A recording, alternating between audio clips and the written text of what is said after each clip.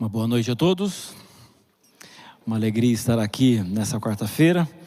Conforme eu fui apresentado, meu nome é Elmar, eu sou pastor, moro aqui em Curitiba também, e a minha área de atuação é junto com os jovens, e eu trabalho nos 3 estados do sul do Brasil, Paraná, Santa Catarina e Rio Grande do Sul. É isso o que eu faço hoje. Mas lembrando com muito carinho que em 2001 e 2002 eu tive a alegria de ser o pastor auxiliar da Igreja Central de Curitiba para os jovens, numa época em que nós tínhamos a igreja jovem lá embaixo, e era realmente uma emoção, e foram 2 anos maravilhosos. Eu também tenho a alegria de apresentar na TV Novo Tempo o programa Feliz Sábado. E eu gosto sempre de falar isso, porque tem gente que fica me olhando, tipo assim, eu acho que eu conheço esse menino. Aí, quando eu saio ali e falo assim, vem cá, você é parente daquele moço que apresenta o programa Feliz Sábado no Novo Tempo? Então, para poupar essa pergunta, eu tenho a alegria de apresentar ali na Novo Tempo este programa. Falando nisso, semana passada, eu estava lá em Jacareí, gravando 20 programas que vão ao ar aí para as próximas semanas, e o tema escolhido para esses programas foi falar um pouquinho e fazer reflexões a respeito de oração. E aí, quando eu fui convidado para falar aqui para vocês, eu fiquei imaginando, sobre o que eu vou pregar ali na Igreja Central. E aí eu me lembrei também que a marca central do culto de quarta-feira é de que é um culto de oração. Então, hoje eu gostaria de falar com vocês um assunto extremamente básico do cristianismo, que é oração. E eu quero cumprimentar também, porque estava ali atrás e me informaram que nós temos mais de 1000 pessoas conectadas nesse momento. Então nós temos aqui a nossa igreja presente e nós temos a nossa igreja que também está nos acompanhando. Que Deus possa abençoar cada um de vocês. Uma vez eu recebi uma pergunta, pastor, qual que é, assim, o atalho para a gente ter uma vida espiritual forte? Qual o atalho? E lembrando dessa pergunta, eu também me lembrei de um momento em que eu fui pastor no Nordeste durante alguns anos, e eu estava visitando algumas equipes de jovens, e ali no interior da Bahia, eu cheguei num posto, numa época que a gente não tinha esse negócio chamado GPS hoje em dia. Aí falei para o moço assim, moço, eu preciso abastecer porque eu vou rodar bastante agora e não sei se vai ter um posto pela frente. Aí ele falou assim, você está indo para onde? Eu falei, olha, estou indo para tal direção, estou indo para tal local, para tal destino. E aí ele virou para mim e falou assim, por qual caminho que você vai? Não, me falaram que o caminho é assim, assim, assim, assim, assim. Aí ele virou para mim e falou assim, não, eu vou te ensinar um atalho. Irmão, se eu voltar naquele posto, mas eu vou ficar tão brabo com aquele homem, porque pensa numa viagem horrível. Conclusão que eu cheguei na vida, se é atalho, é porque não é o melhor caminho. Porque se fosse o melhor caminho, seria o caminho oficial. Simples assim. Ou seja, desde então, quando começa com essa história de qual o atalho, eu falo assim, eu não quero o atalho. Eu quero saber qual caminho de verdade que eu consigo chegar aonde eu quero. Então quando alguém vira para mim e fala assim, pastor, qual que é o atalho para ter sucesso, para ter força na questão espiritual? Eu digo para você, não existe atalho. E qual é o caminho, pastor? Eu diria que o caminho para um cristão ser um cristão forte, veja, presta atenção na minha frase, não é para o cristão ser salvo. Salvação é pela graça, unicamente pela graça. Mas depois que eu entro nesse caminho chamado cristianismo, depois que eu aceito Jesus como meu Salvador, basicamente 3 coisas vão me fortalecer: uma vida de oração forte, uma vida de reflexão e estudo da palavra forte, e o resultado dessas 2 coisas, uma ação de levar a mensagem para outras pessoas. Essas três coisas fazem com que os cristãos, eles partam de bebês espirituais para adultos saudáveis espirituais. Mas como assim, pastor? Eu vou explicar para você.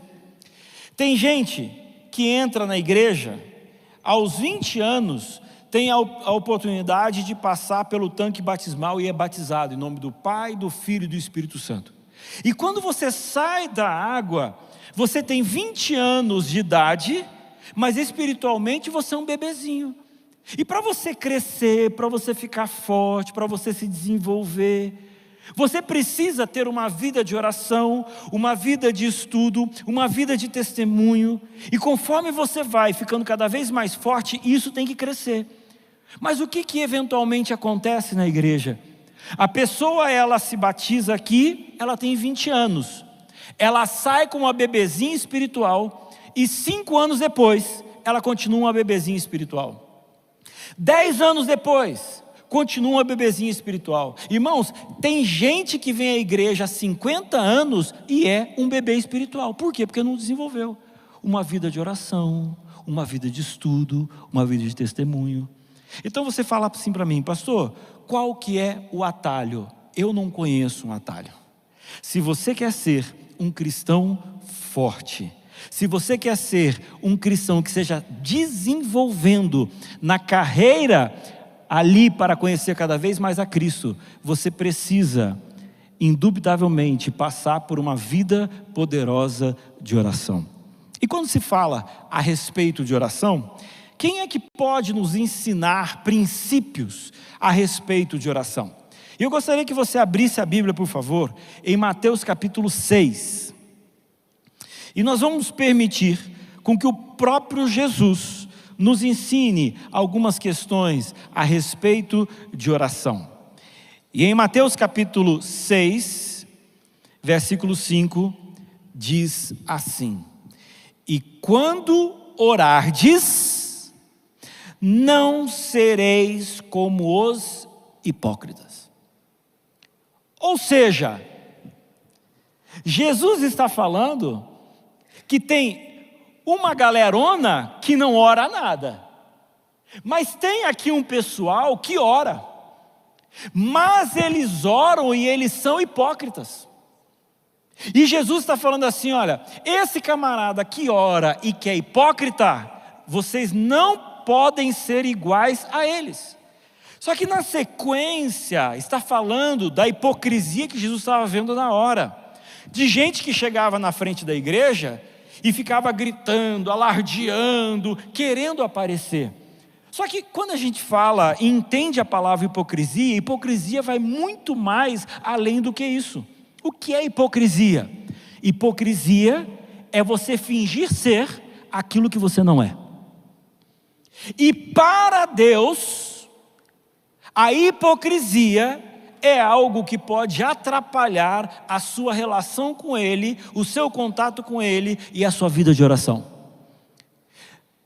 Tem um versículo que eu gosto bastante, que é o versículo em Isaías capítulo 59, versículo 2, que diz assim: Mas as vossas iniquidades fazem separação entre vós e o vosso Deus, e os vossos pecados encobrem o seu rosto de vós, para que vos não ouça.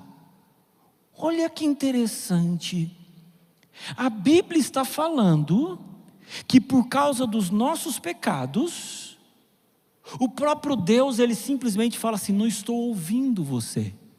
Aí você fala assim para mim, mas pastor, mas então Deus nunca vai ouvir minhas orações, porque eu sou pecador sempre desde que eu nasci. Amigos, vocês e eu.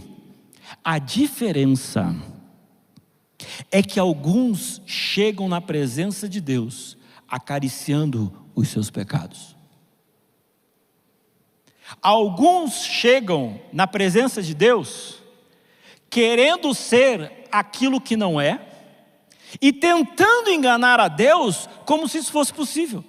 É esse tipo de postura que Deus está falando assim, filhão, você hoje está se assemelhando aos hipócritas.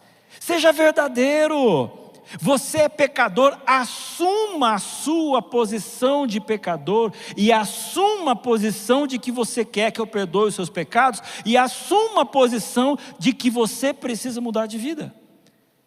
Porque se não for assim, diz o texto bíblico, que você e eu vamos pregar. E Deus, aqui no finalzinho do Isaías 59, versículo 2, diz assim: eu não vou ouvir. Aí você fala assim para mim: pastor, mas existe alguma oração que Deus não escuta? Porque tem gente que pensa assim: não, pastor, eu oro e parece que minha oração não passa do teto. Eu diria para vocês o seguinte: toda a oração Deus ouve, mas às vezes Ele faz como você que é pai já fez. Às vezes o filho, ele está falando tanta coisa, e o dia está tão complicado, e ele fala, você fala assim: fala, filho, fica quieto, filho. Ele fala, aí você vira e fala assim: ó, não vou nem te ouvir mais. Você está ouvindo o que ele está falando? Você continua ouvindo, mas você não está considerando. A impressão que eu tenho é que chega uma hora, com essa vida mentirosa, hipócrita, de aparência, que eventualmente podemos ter, Deus olha e fala assim: filhão, olha, essa oração da hipocrisia e de hipócrita, amigo, assim não dá. E qual a solução? A solução é o que está em 2 Crônicas, no capítulo 7, versículo 14, que diz assim: se o meu povo, que se chama pelo meu nome, fizer o quê? Fizer o quê? Humilhar e orar e me buscar, e fizer o quê? E se converter dos seus maus caminhos, então o quê? Eu ouvirei. Aqui está, o Senhor está falando. Você não quer estar classificado naquela palavra dos hipócritas? Então está aqui, olha, aqui está a receita: é se humilhar, é orar, é buscar, é converter dos seus maus caminhos. E aí então o que? Deus fala aqui, então eu ouvirei.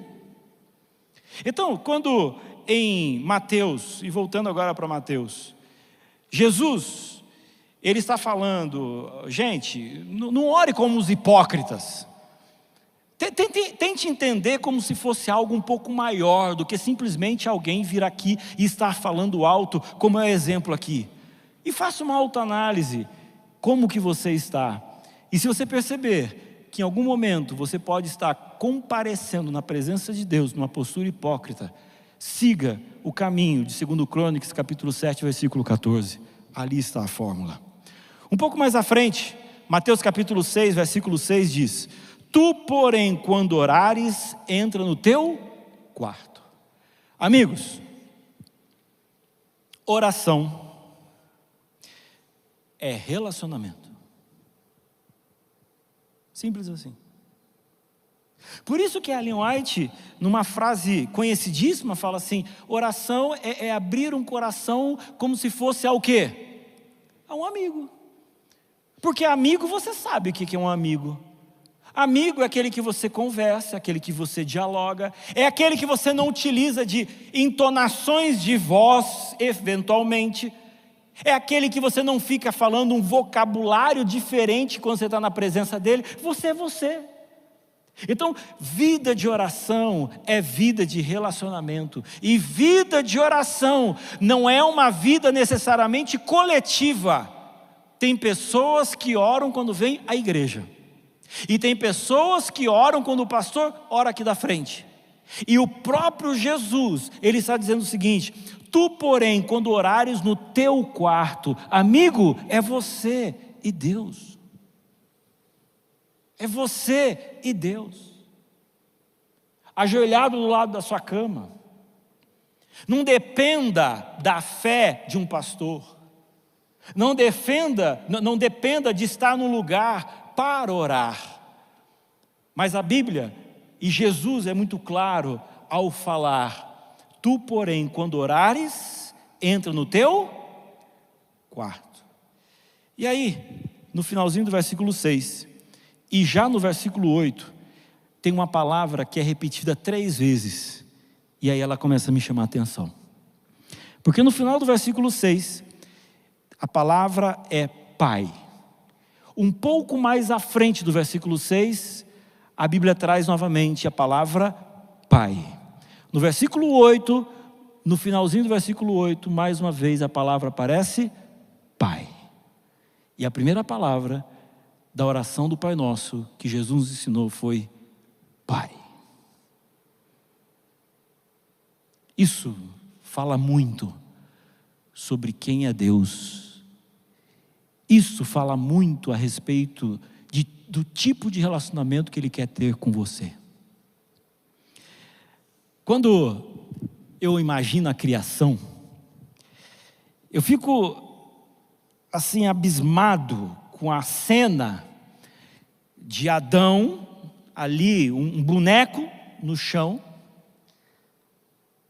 e Jesus, o Criador, a parte criativa da Trindade, Ele agora sopra nas narinas, e Adão, ele abre os olhos pela primeira vez.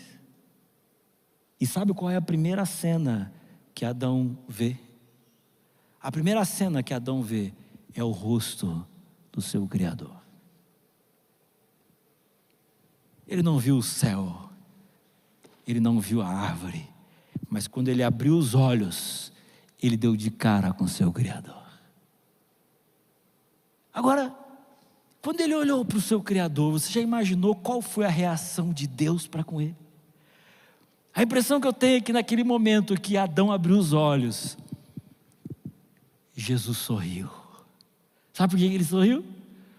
Porque ele tinha criado o leão que tinha ficado lindo. Mas a interação que ele tinha com o leão era uma interação difícil. Por quê? Porque é do mundo animal, ele tem instintos, mas ele não tem livre-arbítrio. Deus olhou para a árvore e falou assim: nossa, como é que ficou bonito, olha essa casca, olha essa folha, olha só esses frutos. Mas Deus não conseguia se relacionar com o fruto, Deus não conseguia se relacionar com a árvore. Mas quando Adão abriu os olhos, ele falou assim: eu fiz você para a gente poder bater papo, para a gente poder conversar, para eu poder conversar com você coisas a respeito do universo. E vai lá em Gênesis e você vai perceber que a divindade, no final do dia, segundo o costume que eles tinham, foi no jardim do Éden, foi quando o homem e a mulher estavam escondidos porque eles tinham pecado. Aí você me pergunta assim: pastor, eu acho que dessa história toda de pecado, qual é a pior coisa para Deus? Aí você poderia dizer, né? A pior coisa do pecado foi que Jesus foi crucificado. Horrível, não é verdade? Mas na minha opinião, a pior coisa que o pecado trouxe na perspectiva de Deus foi que o pecado o separou de quem ele tinha criado para poder se relacionar face a face. O pecado simplesmente separou essa possibilidade do Criador conversar com a criatura, dele poder ter essa interação, porque nós fomos criados para isso. E depois do pecado, quando teve a separação, aí o homem começou a ir para outros deuses, e nesse processo o próprio Deus inventa um jeito de eu conversar com ele, e ele dá o nome disso de oração. Só que ao longo dos séculos, o entendimento sobre quem era Deus se perdeu, e muitos dos judeus olhavam para Deus baseado nas figuras da Grécia, baseado no imperador de Roma, e agora vem Jesus a essa terra, e ele vira para as pessoas e diz assim: ei, na hora que você for se relacionar com a divindade, olhe para eles e diga Pai. Então, Deus é Pai. Você é filho e Ele te dá o direito de conversar com Ele. Não se esqueça que para o coração de Deus, a coisa mais triste do pecado foi ter a separação de quem Ele tanto amava. Por isso que quando você para e você ora, eu imagino Deus sorrindo, porque Ele diz e pensa, mesmo mediante o pecado, Ele está me procurando, e tudo o que eu quero é conversar com Ele. Então, meus irmãos, eu quero convidar você a ter essa perspectiva do sorriso de Deus olhando para você quando você ora. Essa perspectiva de Deus sorrindo no momento em que você o procura, porque o que Ele mais quer é ter você, e o que Ele mais deseja é poder conversar com você.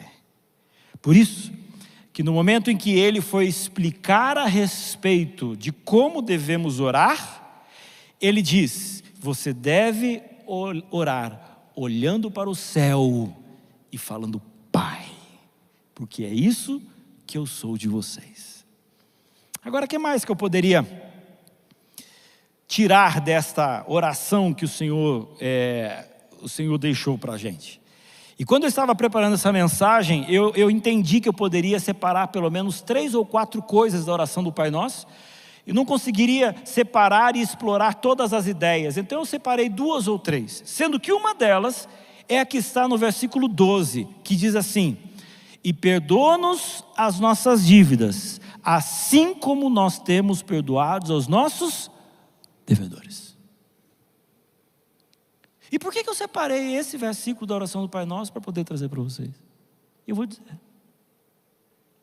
Como pastor, eu faço casamento, eu faço enterro, eu converso com casais, eu converso com pessoas, e ultimamente tem algo que me chama muita atenção, sabe qual que é? Pessoas com uma angústia tremenda no coração. Gente que tem que tomar calmante, gente que não consegue dormir, gente que vai no médico, gente que está diagnosticada por uma série de doenças, gente que não consegue trabalhar, e aí você começa a cavar, e chega uma hora em muitas dessas pessoas, que o problema delas, sabe o que é? Em algum momento da vida deles, eles não conseguiram perdoar alguém que fez um mal terrível para eles, e isso acarretou o inferno na vida.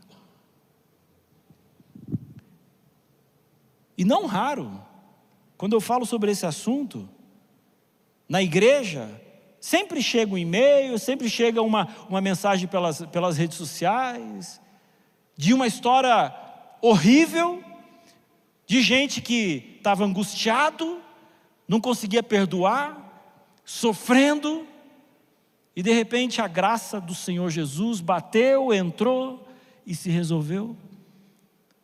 E nessa noite não é diferente. Eu venho aqui para falar para vocês de várias verdades, sendo uma delas, que se por acaso você não perdoar, você não será perdoado. Aí você fala assim, pastor, com qual autoridade você me fala isso? Com a autoridade que a palavra de Deus me concede ao ler, perdoa-nos as nossas dívidas, assim como nós temos perdoado aos nossos. Só que de repente você não conseguiu entender essa verdade. Aí sabe o que acontece? Eu puxo você para o versículo 14 que diz assim, ó, porque se perdoardes aos homens as suas ofensas, também vosso Pai Celeste vos perdoará. E se porém não perdoardes aos homens as suas ofensas, tampouco vosso Pai vos perdoará. Você conhecia esse versículo? O problema é que a maioria de nós lemos a oração do Pai Nosso apenas até o versículo 13. E eu fico imaginando Jesus falando a respeito da oração dele, falando assim, eu acho que esse ponto de perdoar pode ficar em dúvida na cabeça das pessoas. Então eu vou explicar mais um pouquinho, e aí vem o versículo 14 e 15. Então eu fico imaginando, gente que há 10 anos vem à igreja, em casa, fala: Senhor, perdoa os meus pecados. E Jesus está olhando para você e falando assim: filhão, enquanto você não perdoar a sua ex-esposa, não tem jeito. Senhor, perdoa os meus pecados. Filhão, enquanto você não perdoar o seu ex-patrão, não tem jeito. Senhor, perdoa os meus pecados. Enquanto você não perdoar o seu pai, a sua mãe, não tem como perdoar. Aí você vira para mim e fala assim: não, pastor, o senhor está falando isso, mas é que o senhor não conhece a minha história. Entenda que o texto bíblico não me dá direito de falar assim. Perdoe quando você tiver razão. Não, a Bíblia simplesmente fala assim: perdoa. Pastor, mas ela me traiu. Perdoa. Pastor, mas ele me roubou. Perdoa. Mas quando eu era criança, meu pai, e aquela história, como eu já escutei algumas delas, terríveis.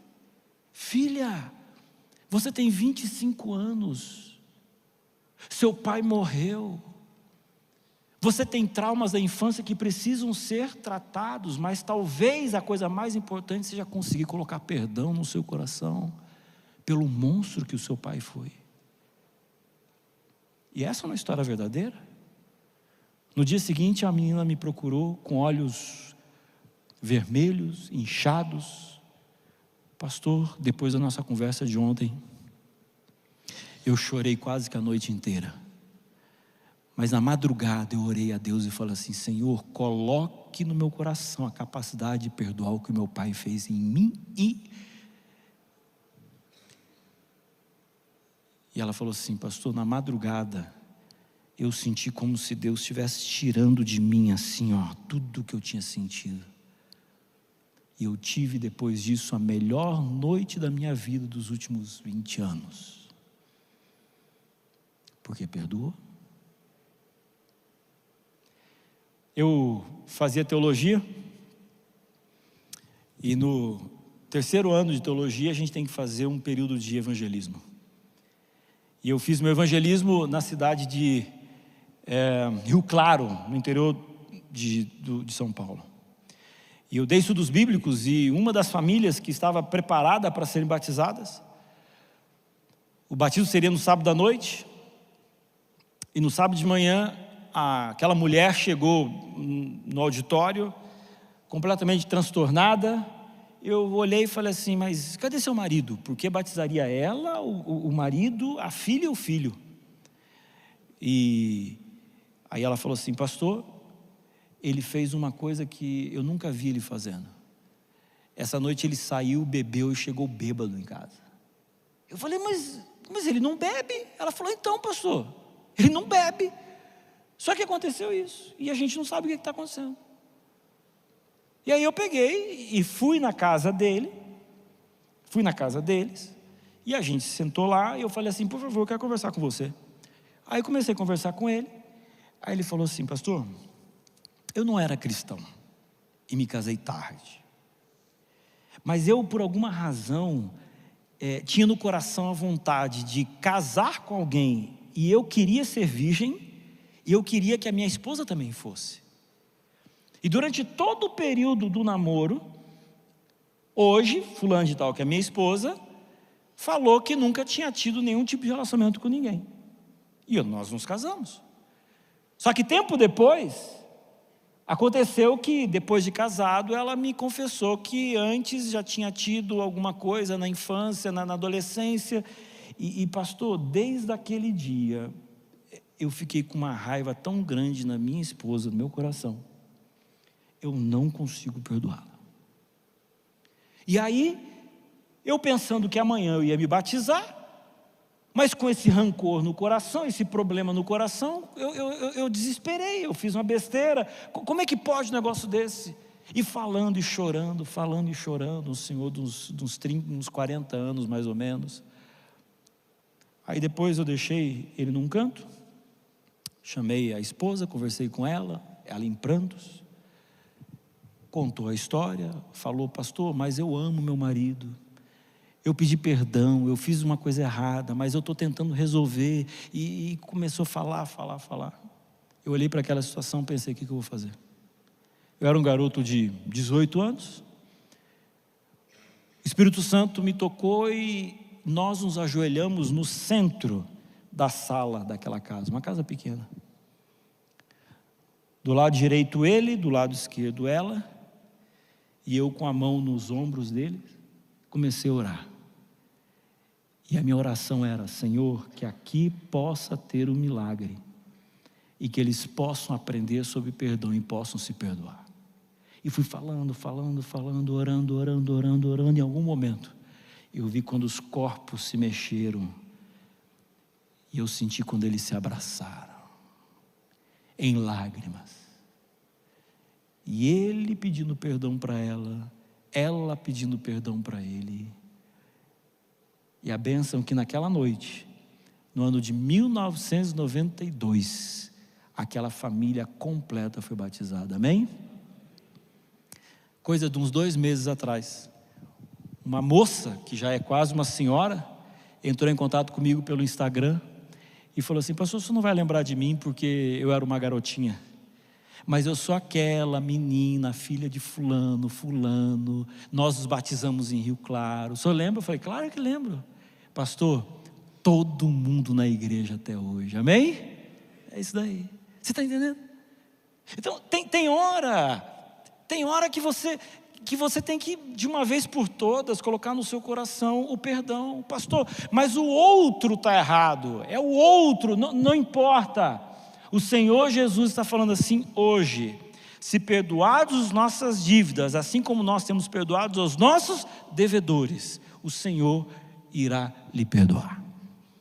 Eu falo para alguém nessa noite, que tem carregado no seu peito a angústia, por alguma coisa que alguém fez. De repente você é inocente, você não merecia e não merece sofrer o que você está sofrendo, mas você não consegue perdoar esse alguém. O perdão vem de Deus, mas você tem que pedir, você tem que desejar, e na hora que você perdoar, você vai descobrir o que é a liberdade. Que Deus possa colocar o perdão no coração de cada um de vocês. Eu quero finalizar com Mateus capítulo 7, versículo 7, que diz: pedi e dar-se-vos-á, buscai o quê? Achareis. O objetivo principal da oração não é pedir. Às vezes a gente acha que Deus é a fada madrinha, que eu chego para pedir, que Deus é o gênio da lâmpada, que eu chego para pedir. E Deus está falando para você assim: filhão, chega para mim e fala assim: pai. Toda vez que você chega do lado do teu pai, é para pedir alguma coisa? Não é. Você tem um relacionamento com seu pai de amizade, de amor, você conversa sobre coisas da vida, mas também pede de vez em quando. E Deus está falando isso: fala, filhão, olha, eu quero que você tenha comigo um relacionamento de amor, de proximidade, e você tem direito, claro, eu sou seu pai, você pode me pedir. E aí eu quero dizer uma coisa para vocês: coloque isso em prática, e tenha as suas histórias e os seus milagres. Eu era garoto, tinha 15 anos, estudava num colégio quando um pastor foi pregar para a gente. Uma semana de oração tremenda. Um pastor bem velhinho, aposentado, cabelo branco, com histórias fantásticas. Mas ele contava umas histórias e eu olhava para ele e falava assim: gente, será que é verdade? Aí eu pensava: não, pastor não mente, não deveria pelo menos. Aposentado de cabelinho branco, não, é aí que não mente mesmo. E dessas histórias eu me lembro de uma. Ele falando que quando ele trabalhou lá no norte do Brasil, há muito tempo atrás, ele estava de carro andando no meio daquelas estradas que nem asfalto tinha naquela época, e o carro dele quebrou. E ele não tinha o que fazer, porque o único automóvel praticamente que passava por ali era um ônibus, e ele já tinha cruzado com aquele ônibus. Ou seja, o destino dele era ficar dentro daquele carro, passar a noite por ali, e até que alguém chegasse em algum momento. E eu escutei essa história. Diz ele que pegou um cipó que estava do lado e falou assim: alô? Então, meu carro quebrou. Alguém vem aqui me buscar, por favor? E disse que parou, sentou dentro do carro. Aí de repente pelo retrovisor viu que vinha um carro lá atrás levantando poeira. Ele desceu do carro. De repente o carro parou atrás dele. E um moço da associação, do escritório que ele trabalhava, desceu. Ele olhou e falou assim: uai, rapaz, como é que você me achou aqui? Não, pastor, é que a gente recebeu uma ligação lá na associação dizendo que o seu carro estava quebrado. Eu vim para poder ajudar o senhor. Eu escutei aquela história e falei assim: será? Né? E ao longo da minha vida, eu já contei muitas histórias de outros a respeito de milagres. Só que chegou uma hora que eu falei assim: Senhor, eu não quero mais contar milagre dos outros. Eu quero começar a vivenciar os meus milagres. Amém? E eu vou contar um para terminar. Quando eu saí daqui, eu fui ser pastor lá em Maringá, no Iapê. É um lugar um pouco afastado. E num dia à noite, eu acordei e minha esposa não estava do meu lado, na cama. Quando eu vi, ela estava no banheiro. E quando eu cheguei ali, ela estava agachada. E ela estava com muita dor no estômago. Ela já tinha tido uma crise algum tempo atrás, mas aquela crise a gente nunca tinha visto. E eu olhei para aquilo, e ela suando e sentindo muita dor. A única forma seria sair dali na madrugada, ir até a cidade, mas era uma viagenzinha, difícil. Era terça-feira daquele período de carnaval, perigoso. E eu olhei para aquela cena e eu lembro que eu fiquei em pé, e ela sentou nos meus pés, e eu fiquei com a mão na testa dela, no cabelo dela. E naquele momento assim, sem saber o que fazer, eu orei a Deus. E falei assim: Senhor, eu não sei o que está acontecendo, eu não sei qual é o problema, eu não tenho solução, mas eu queria que o Senhor fizesse um milagre. Ajude para que ela pare de sentir dor. E, irmãos, eu não peço para vocês acreditarem em mim, eu só conto o que aconteceu. Naquele momento, uma voz veio na minha mente e disse o seguinte: Omar, eu vou curá-la, mas vá ao médico amanhã para poder continuar o tratamento. E eu escutei e fiz como se, ok.